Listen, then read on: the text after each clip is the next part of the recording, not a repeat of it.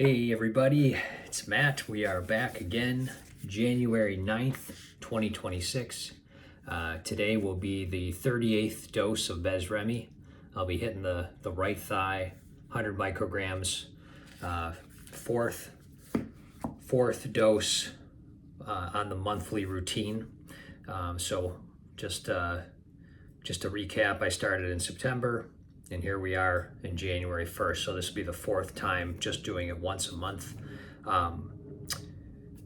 Things have been going very well. I'm feeling very good. And I hope to bring hope. I hope to bring hope to all of you because of that. Because, 38 doses, that's a lot of Besremi. I know some people take much larger doses than I have, up to 500, and never did that. I think I got up to 200. So yeah, I kept thinking I don't have much to talk about because I am feeling good. The monthly dosing's good. Even the day after the monthly dosing, I was worried about maybe getting more flu-like symptoms than earlier on, but even that seems, I just feel like my body's adjusted well. So in my last video, I talked a little bit about the white blood cells were a little low. So that will probably be the main thing I'll be looking at, and hopefully along with my care team we'll be able to kind of troubleshoot that 3 months from now. If the white blood cells go even lower, then maybe we'll have to reduce this dose, or kind of just figure that out. So yeah, feeling great. And again, I don't tell you that to be, oh, I'm feeling good. I know a lot of you are just exploring Besremi. That's probably how you landed at this channel.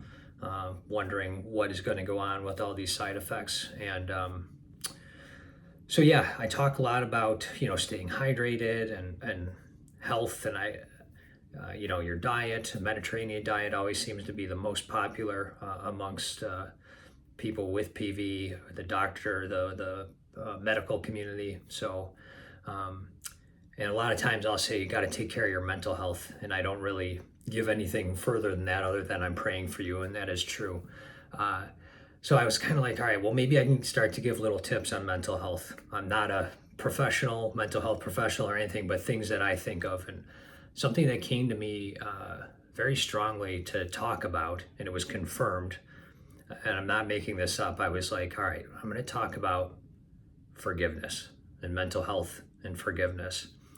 And I was thinking about it last night because I don't have a lot to say on the Besremi and the side effects. We're feeling good.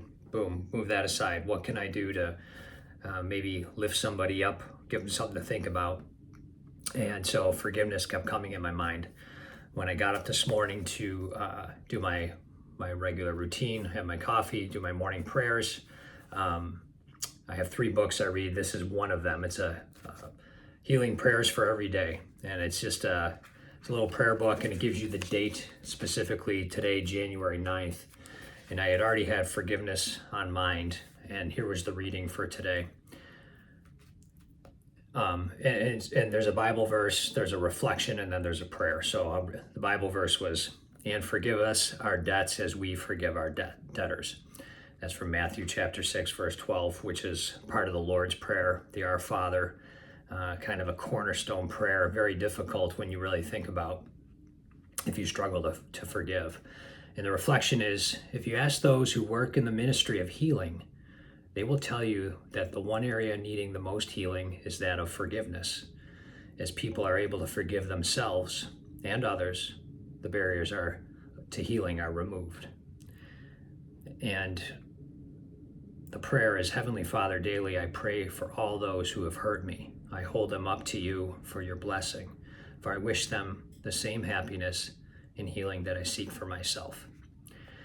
So when you talk about forgiveness, you might not think of polycythemia, Vera, and blood cancer, but I do think the things we hold on to in our minds will affect our physicalness, our body, and that's all connected. So hydration and nutrition are one thing. Exercising is another thing. Getting the brain and the spiritual wellness right, I think, is another thing. So sometimes we have to forgive ourselves for maybe something we did. A lot of times we have to forgive someone else.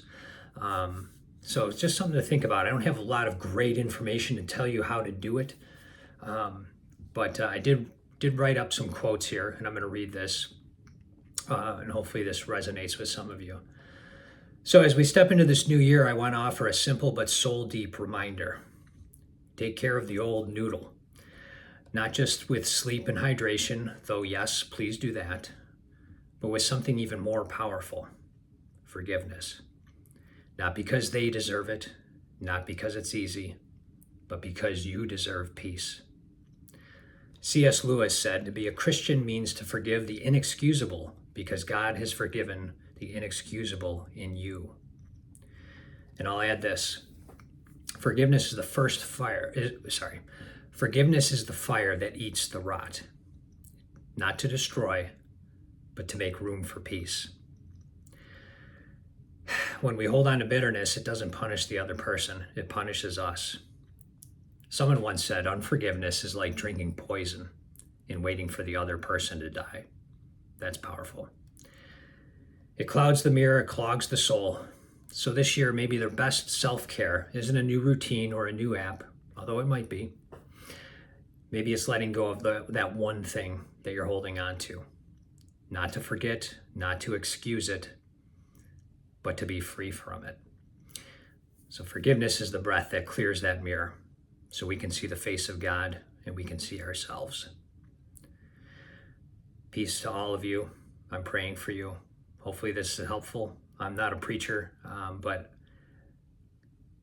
hey, can only talk about this stuff so much when there's no change other than it's positive, so that's good. But just me reflecting on forgiveness was helpful, so hopefully it helps you. God bless.